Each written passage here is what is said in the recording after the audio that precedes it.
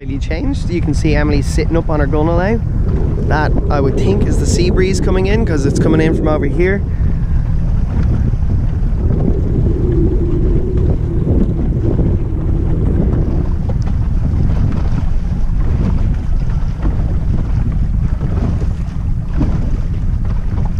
So you notice now she's sat into the boat but likes to lean back. Some sailors like to do that. It's totally cool. I don't mind, so long as they're keeping their weight in the right position, which means, like, are they too far forward or too far back? The one catch by sitting into the boat is that you don't have much movement in your body if there's any waves or anything. So by Emily sitting up like this right now, she's able to move her body more if she needs to get through chop. But when it's a super light, super flat kind of sailing conditions, it's totally fine that she can sit like this, because sometimes it's just a bit more comfortable. You can sit back, you can look up at the sail, you don't get that creak in your neck, and then if needs be, if the breeze comes on, she can sit out quite quickly, so it's totally fine. But I wouldn't sit like this if it was a choppy wavy day, because you wouldn't be able to use your body weight at all in the waves. All right, let's see attack. Yep.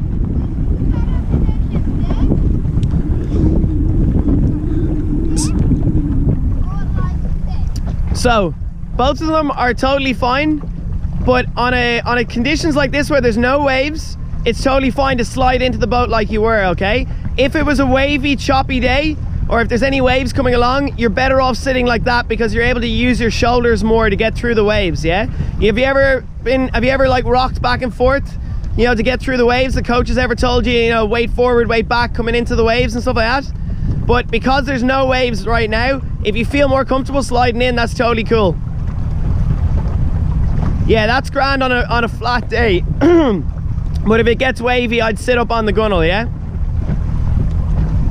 I feel more comfy out. That's fine, if that works for you. The one thing we just don't want is any windward heel, yeah? And right now you're like perfectly flat, so that's totally cool. All right, let's see attack.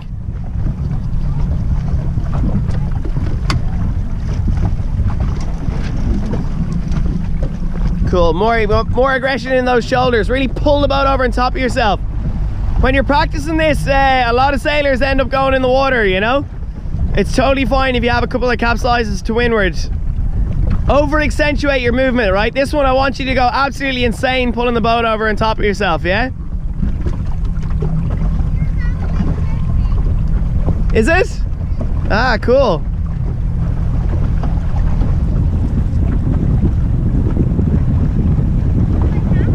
Go for it, yeah, in your own time. Whenever you feel you're comfortable, go for it.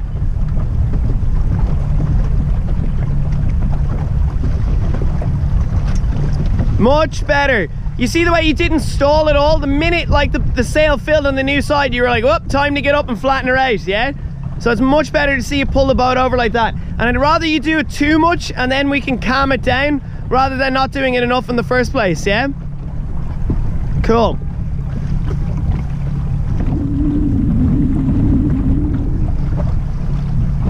So once you're ready, go for it again.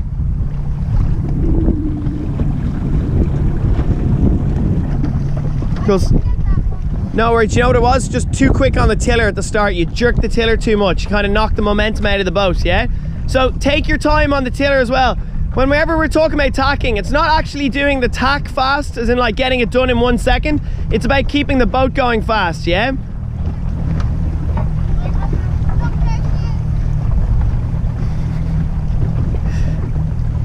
We've got a starstruck sailor, Annalise and Katie Tingle over there. Right, focus. You can be in a 49er in a couple of years' time. Yeah, in your own time, whenever you're ready. Let's get like 4 more in. Much better on the tiller. We need a little bit more body weight, but much better on the tiller. You were slower on the tiller, allows the boat to glide through the water and go faster. So when we're doing tacks, it's all a balance. If you use too much of the rudder at the start, you go too quick and then you don't give yourself a chance to throw your body weight around. If you go too slow on the rudder at the same time, then the boat stalls up on you a bit. So we're trying to find that sweet spot of using the tiller, and once you've got the tiller down, then you can really concentrate on your body weight. Oh, no worries. Alright, so reset, get your boat speed going. And what we're going to do is a drill where I count you through the tack, right? So I'll either say I want a 3-second tack, a 4-second tack, or a 5-second tack, okay?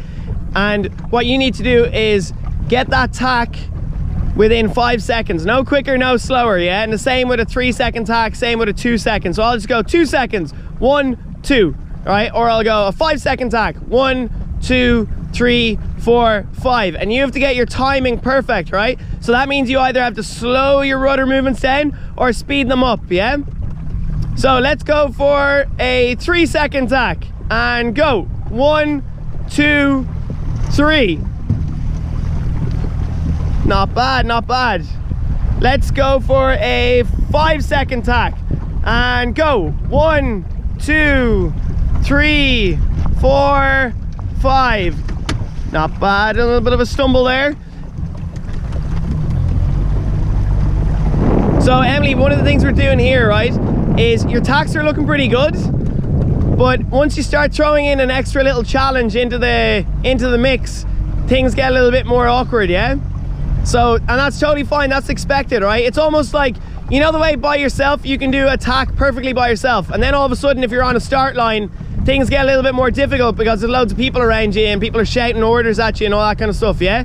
That's kind of what I'm doing here now by doing the countdown for you, all right? So let's go for a 4-second tack. No worries. You ready? And go. 1, 2, 3, 4. Nice. Not bad at all. That was a good one. Look at that speed you're getting out of that. Good. And a 2-second tack. And go. 1, 2. Oh!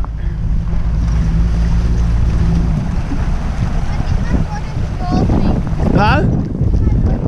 I know it would have, but you know, try and stick to it though. So I know, but the thing is we wouldn't actually do a 2-second tack in real life, rather unless you were like avoiding a crash tack or something like that, yeah?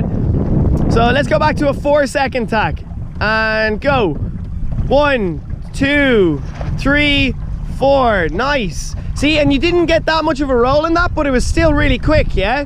Because you came up on the new side once the sail filled. You didn't wait for it to lean over on you, yeah? Let's go for a 4-second tack again.